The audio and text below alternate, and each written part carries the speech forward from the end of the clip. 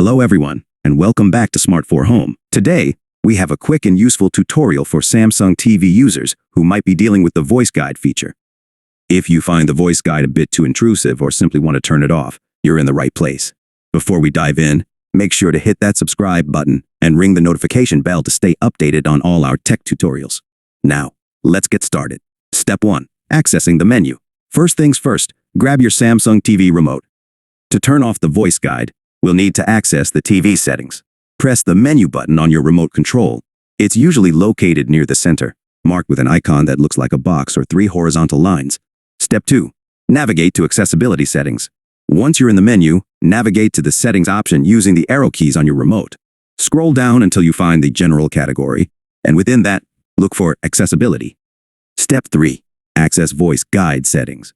Now that we're in the accessibility settings, scroll through the options until you find voice guide.